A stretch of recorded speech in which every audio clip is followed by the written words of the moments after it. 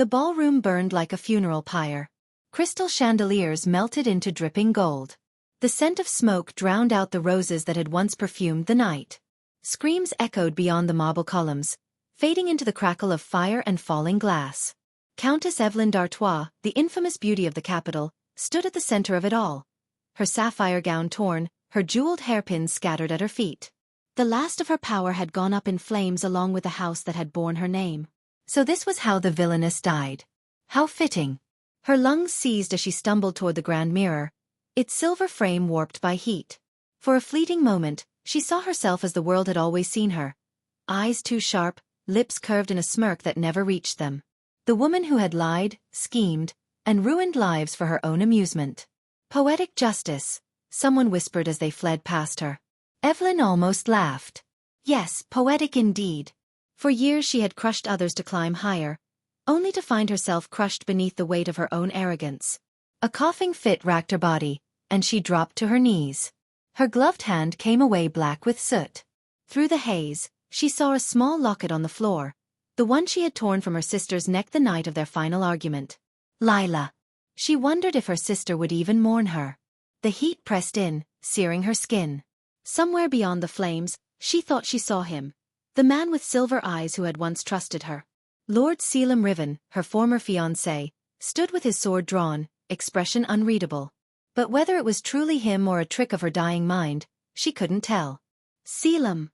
Her voice was a hoarse whisper. I'm sorry. The world went white. Then, silence. When she opened her eyes again, there was no fire.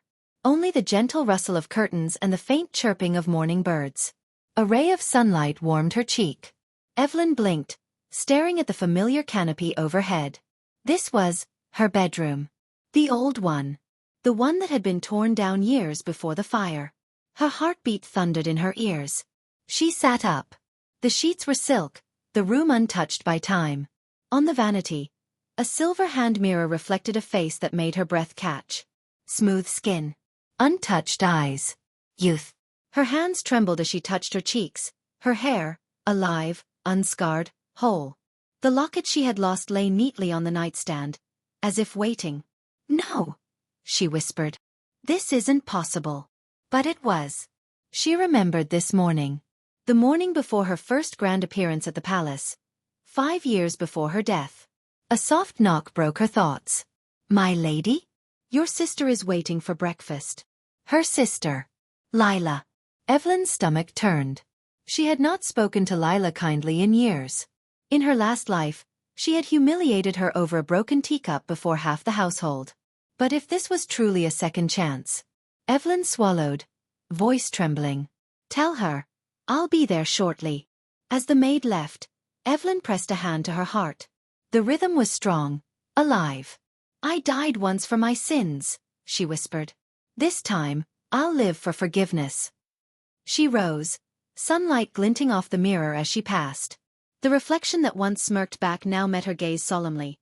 No longer the scheming villainess of the empire, but a woman reborn. And this time, she swore, she would not waste her life destroying what she loved. The breakfast table gleamed beneath the morning sun, set with porcelain dishes and polished silverware. The scent of honeyed tea and warm bread filled the air, yet Eveline found no comfort in it. Across from her sat her younger sister, Lila D'Artois, delicate as a spring bloom in her pale blue dress. Her eyes, once bright and adoring, were now cold wary, like a cornered bird watching the serpent that once bit it. Eveline's hands tightened around her teacup. In her past life, she had never noticed that look. Back then, she had basked in her own reflection, blind to the fear she inspired. Good morning, Eveline ventured, voice soft. Did you sleep well? Lila's spoon paused midair. Yes, my lady. The title stabbed deeper than any insult. Lila had stopped calling her sister long before their family fell apart. Eveline forced a small smile anyway. You don't have to call me that, she said. Just Eveline will do. Lila gave a short, polite laugh, the kind used among strangers. That would be improper. You're still the eldest daughter of the house. Still, as if the role itself was a curse. The silence stretched. Servants moved quietly in the background, pretending not to notice the tension. Eveline stirred her tea though she couldn't taste it. She had faced executioners' and nobles' hatred, yet sitting across from her sister felt infinitely worse. Finally, she set her cup down. Lila, she began carefully. About before, the things I said. Lila's head snapped up. Please don't. Her voice shook, but her eyes didn't waver. You don't have to pretend to care. You won't fool me again. Eveline's throat tightened. I'm not pretending. You told me that before too. Lila's lips trembled, bitterness staining her tone. Then you locked me in my room for 3 days because I wore your hairpin to a party. Eveline flinched. The memory came rushing back, her own jealousy, her cruel satisfaction. It was true. She had been a monster wearing perfume. This was the consequence of her rebirth, facing the ghosts she had made. I was wrong, Eveline whispered. I can't undo what I did, but I'll make it right. Somehow. Lila looked at her for a long moment, then rose gracefully from her chair. Words are easy, sister. You taught me that. Without another glance, she turned and left the dining room. Her footsteps faded into the marble corridor, leaving Eveline alone with her cooling tea. Later that afternoon, Eveline found herself wandering the manor gardens. The autumn air was crisp, the roses half wilted. She trailed her fingers over a petal, thinking of Lila's expression, the wariness that had replaced trust. A low murmur caught her attention near the hedges. 2 maids were gossiping by the fountain. Have you heard? One whispered. Lord Riven has returned from the border. The war's over. Truly? Then he'll be back in the capital soon. Eveline froze. Lord Selim Riven. Her former fiancé. The man she had humiliated in front of the entire court, severing their engagement for a duke's favor. He had looked at her then with quiet disbelief. No shouting, no anger. Just the hollow ache of betrayal. And later, in her final moments, his face had been the last thing she saw. A shiver coursed through her. If fate had sent her back before her death, it meant she would see him again. The thought filled her with both dread and desperate hope. Could she face him now, knowing what she'd done? Could he ever believe she had changed? The fountain's soft trickle filled the silence. Eveline closed her eyes and whispered into the wind. If I must live this life again, then let it be to heal what I broke. Above her, the sun slipped behind a passing cloud, leaving her reflection in the water dim and uncertain, like a promise half kept. The palace was awash in gold that night. Candelabras gleamed from every wall, and laughter echoed beneath the painted ceilings. The annual autumn court banquet, her first step into society in this new timeline. Once, Eveline had made her debut here as the glittering jewel of the D'Artois family. Radiant, ruthless, and admired by all. She had smiled sweetly while whispering poison behind her fan, every word another thread in her web. Now, as she stood among the throng of nobles, she could feel their eyes on her again. Curious, wary, remembering too well the sharpness behind her smiles. She wasn't the same woman. But the world didn't know that yet. Eveline steadied her breath and adjusted the ivory lace of her gown. Tonight, she would do something she had never done before. She would apologize. The herald's voice cut through the music. Announcing Lord Selim Riven, heir of House Riven, hero of the Northern Front. The hall erupted into polite applause. Eveline turned, and time seemed to still. He had changed. The boyish charm she remembered had been replaced by cold elegance. His once golden hair was shorter now, brushed neatly back. A faint scar cut across his right temple, a pale mark that only emphasized the sharpness of his silver eyes. Those eyes swept over the crowd with the detached precision of a swordsman. They didn't linger on her. At first. Then they did. And the air left her lungs. For an endless second, they simply stared at each other across the glittering ballroom. The woman who had broken him, and the man she had betrayed. Selim looked away first. He moved to greet the Duke and Duchess with perfect courtesy, as though she were invisible. Eveline's hands curled into fists at her sides, nails biting into her palms. She deserved his indifference. But still, it hurt more than she expected. Later, when the waltz began, Eveline stepped forward. She crossed the polished floor on trembling feet until she stood a few paces away from him. The music slowed, and the nobles turned curiously to watch. The villainess approaching her ex-fiancé. It was the start of another scandal, surely. Eveline curtsied low. Lord Riven, she said softly. Welcome home. His expression did not change. Lady D'Artois. Even his voice was colder now. Steady, measured, perfectly polite. He didn't offer his hand. She took a quiet breath. I owe you an apology. That earned his attention. His gaze flicked to hers. Unreadable. For which offense, my lady? He asked calmly. There were several. The whispering around them grew louder, but Eveline didn't flinch. For all of them, she said simply. For the humiliation. For the words I used to hurt you. For treating you as if your heart were something to toy with. A hush fell over the nearby crowd. The villainess, apologizing? In public? Eveline ignored the stares. You didn't deserve what I did to you. I was foolish. Arrogant. I won't ask for forgiveness, only for the chance to change. Selim's jaw tightened. For a heartbeat, something flickered in his eyes. Pain, maybe, or memory. But it vanished as quickly as it came. Is that so? He murmured. And what prompted this sudden transformation, Lady Eveline? A guilty conscience? Or the loss of your next target? Her breath caught. The sting of his words was sharp, but she didn't blame him. She had built this wall of distrust with her own hands. Neither, she said quietly. Just truth. I can't undo the past, but I can stop repeating it. He studied her in silence. Finally, he inclined his head in a gesture that was more dismissal than acknowledgement. Whatever game you're playing, he said, voice low enough for only her to hear, I won't be fooled again. Then he turned and walked away. Eveline remained where she was, heart trembling beneath the heavy music. Around her, the whispers resumed, the same poisonous symphony she'd once conducted. She had expected his anger. What she hadn't expected was the ache that followed his coldness. In her past life, she would have retaliated with a cutting remark, anything to preserve her pride. But this time, she only bowed her head. I deserve his hatred, she whispered to herself. But I'll earn his trust, even if it takes my whole life. As the final notes of the waltz faded, Eveline glanced toward the balcony where Selim now stood alone, his silver eyes reflecting moonlight and distance. For the first time, she understood what it meant to truly lose something precious, and how hard it would be to gain it back. Morning sunlight poured through the manor windows, washing over shelves of untouched books and dusted porcelain. Once, Eveline would have spent the day writing invitations and practicing her smile in the mirror. But now, she sat at her desk surrounded by letters she'd never thought to write. Letters of apology. One to the head maid she had dismissed unfairly. Another to a merchant she'd ruined over a trivial rumor. And one, folded and sealed last, to her sister. She hadn't sent it yet. Some wounds weren't ready to reopen. Still, she wrote. Every stroke of ink felt like a tiny act of penance. When the ink dried, she rose and opened the curtains.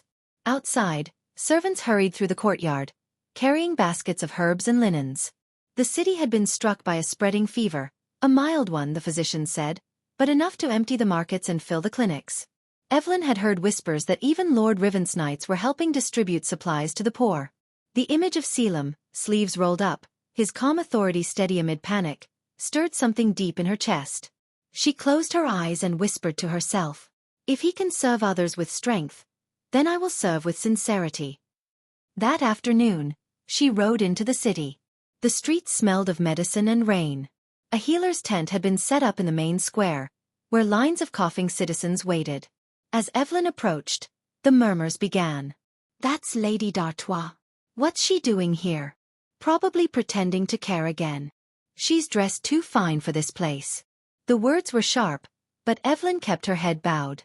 She removed her gloves, rolled up her sleeves, and knelt beside a pale little boy sitting alone. Does it hurt? She asked gently. The boy nodded, sniffling. Eveline smiled faintly and dabbed a cool cloth against his forehead. He flinched at first, then relaxed. His mother watched from a distance, wide-eyed, whispering something Eveline couldn't hear. Hours passed. Her back ached, her dress was stained, and her fingers smelled faintly of herbs and sweat, but she didn't stop. The act of kindness itself was a strange kind of peace, quiet and grounding. When the last patient was tended to, the healer, a tired woman with soot-smudged cheeks, approached her.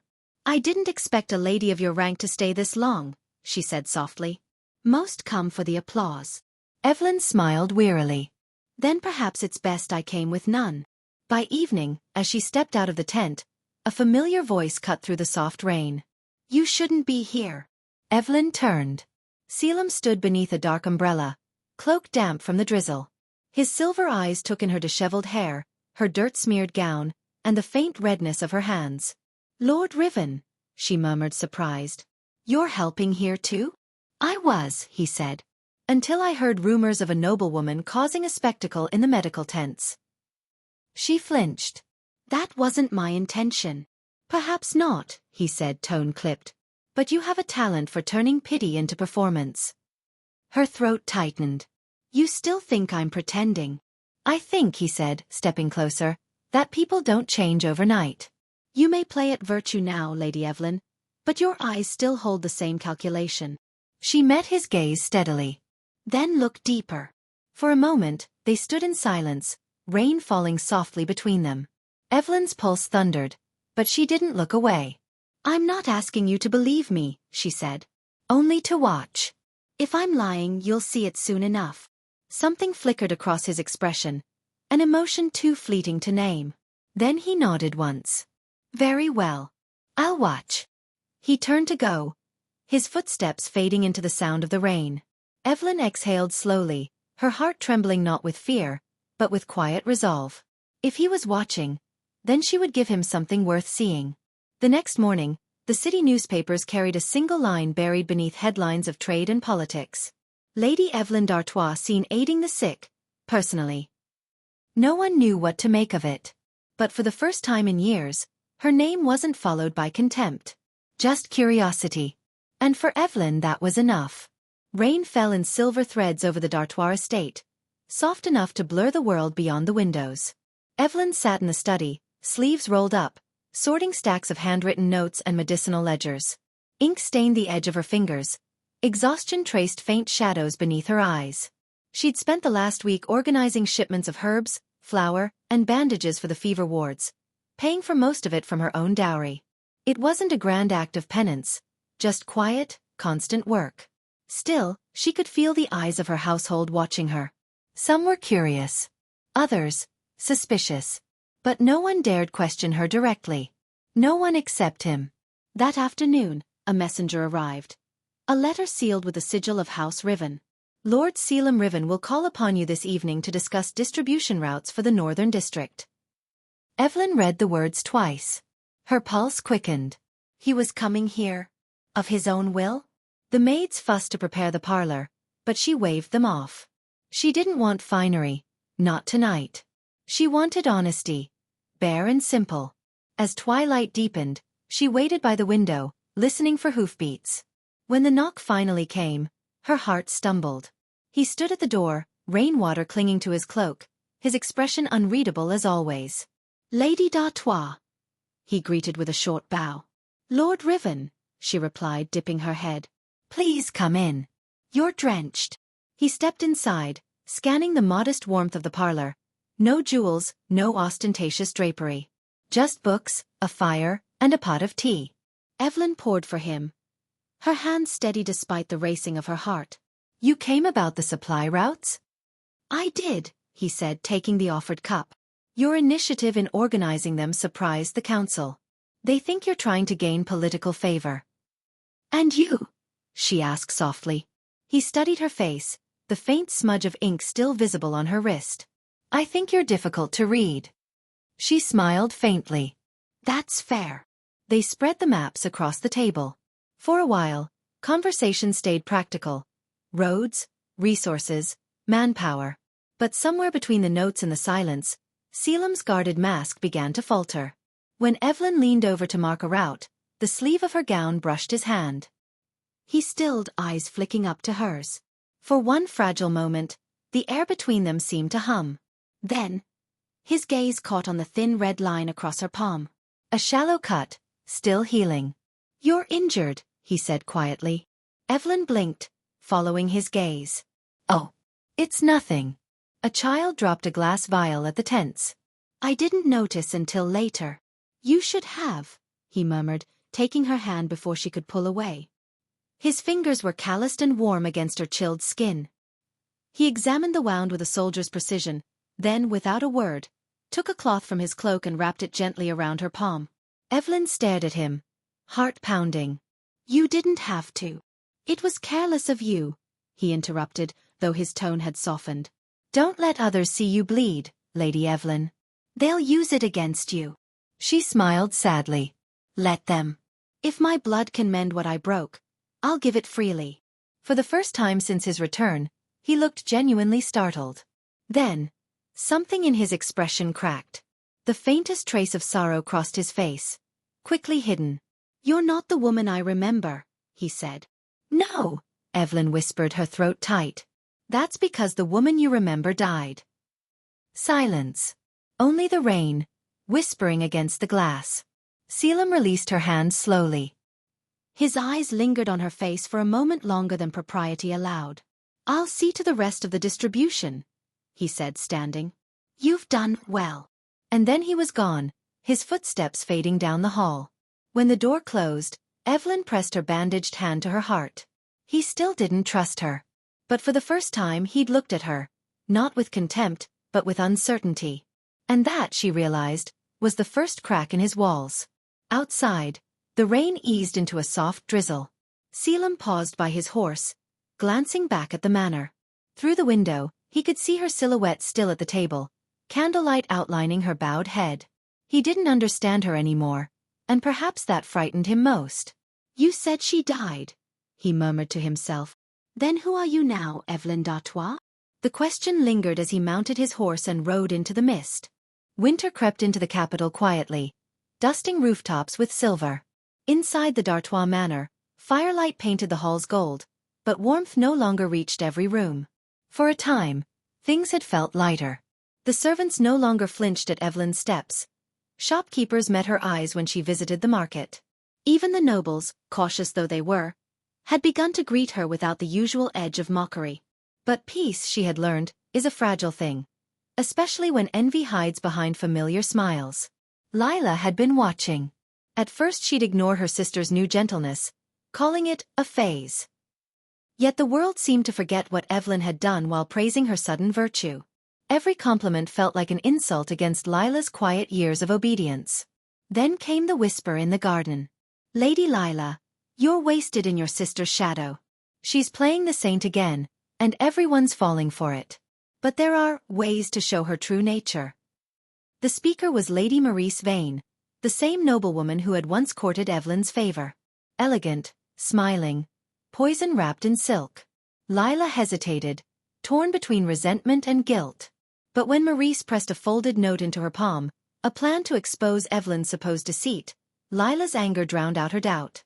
That night, Eveline returned from the city exhausted yet content. The fever outbreak had finally subsided. She had spent the last few days helping distribute medicine with Lord Riven himself. He had smiled once, a small fleeting curve of his lips that warmed her more than the winter sun. It had felt like progress, fragile and real. As she entered her study, she found Lila waiting. You're still awake? Eveline asked gently. Lila's expression was composed, but her hands twisted at the hem of her dress. I wanted to speak to you. Of course. Eveline motioned to a chair. About what? About Lord Riven, Lila said after a pause. People are saying he visits you often. They think you're trying to trap him again. Eveline froze. That's not true. I didn't say it was. Lila's voice was sharp, brittle. But you must see how it looks. The Villainess and her former fiancé, suddenly side by side in public. Lila, you'll ruin yourself again. Lila snapped, standing. And this time you'll take the family with you. Eveline rose as well, reaching for her sister's arm. I'm not scheming, Lila. I swear it. I just want to do good too. Lila pulled away. That's what you always say. She stormed out, leaving the scent of lavender and grief behind. Eveline stared after her, heart heavy. Please, she whispered to the empty room, don't let her hate destroy her. 2 days later, chaos struck. At dawn, the city guards arrived, grim-faced, armor gleaming with frost. Their captain bowed stiffly. Lady Eveline D'Artois, you are under investigation for the poisoning of Duke Farrell. The words hit like a blade. Poisoning? She repeated. That's absurd. The captain held up a vial sealed in glass. Inside swirled a faint green liquid. This was found in the Duke's wine, bearing your family's crest. Eveline's mind spun. She had sent medicine to the Duke's household only yesterday. Nothing more. Someone had twisted her kindness into a weapon. I never, she began, but the captain shook his head. You may declare your innocence before the court. Until then, you'll remain in custody. The servants gasped. Eveline's vision blurred as iron chains touched her wrists, cold and humiliating. As they led her away through the snow-dusted courtyard, whispers followed like ghosts. So the villainess returns to her nature after all. I knew it was too good to be true. From a window above, Lila watched the soldiers disappear down the road. Her breath fogged the glass. Maurice stood beside her, a satisfied smile curving her lips. It worked perfectly, Maurice murmured. You've done the right thing, my dear. Now the truth will show. Lila swallowed hard, guilt rising like bile. She won't be harmed, will she? Maurice's smile did not reach her eyes. Truth has a price. Let us hope she's willing to pay it. Lila's fingers trembled as she clutched the windowsill. Somewhere deep inside, a voice whispered that she'd made a terrible mistake. When word reached Selim Riven that Eveline had been arrested, he froze mid-step in the council chamber. Poisoning? He repeated, disbelief cracking through his composure. Yes, my lord, a knight confirmed. Evidence was found bearing her seal. Selim's jaw clenched. Logic warred with instinct. She could have done it, the old Eveline could have, easily. Yet when he pictured her, kneeling beside sick children, her hands shaking as she stitched wounds in silence. No. Something was wrong. He rose abruptly. Prepare the horses. I want to see that evidence myself. As he strode into the snow, one thought echoed in his mind. If she's innocent, then I've wronged her twice over. And in the cold darkness of her cell, Eveline sat on the stone floor, wrists bruised from the chains, breath trembling in the frost. I tried to change, she whispered. I truly did. Outside, the wind howled through the bars like laughter. The dungeon smelled of iron and damp stone. Water dripped from the ceiling, steady as a heartbeat. Eveline sat against the wall, her white dress stained gray by dust. She had stopped shivering hours ago. Time had lost its edges here. There was only cold, and the faint ache in her chest where hope used to live. She thought of Lila's face, of Selim's voice telling her once that people didn't change. Perhaps he had been right all along. Perhaps she had been foolish to believe redemption could be so easily earned. Lady D'Artois. The guard's voice cut through the quiet. You have a visitor. Eveline raised her head slowly. The torchlight beyond the bars flared, revealing a silhouette she knew too well. Selim. He stepped closer, the light catching the lines of exhaustion on his face. His armor was unpolished, the mark of someone who hadn't slept. Eveline tried to stand but the chains rattled, pulling her back.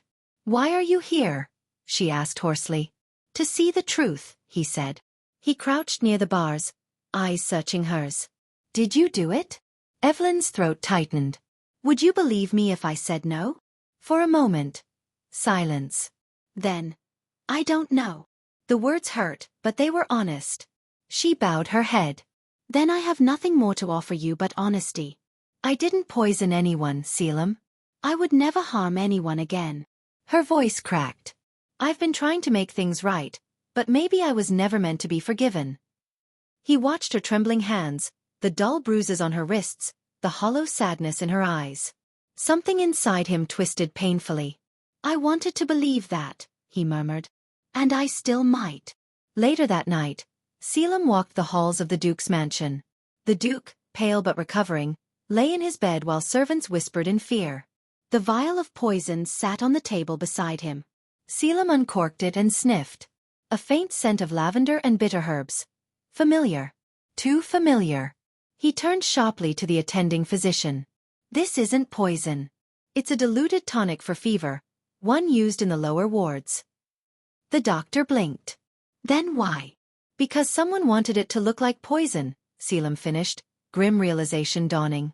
He demanded the full list of deliveries that week. Among the names was one written in delicate looping ink, Lady Maurice Vane.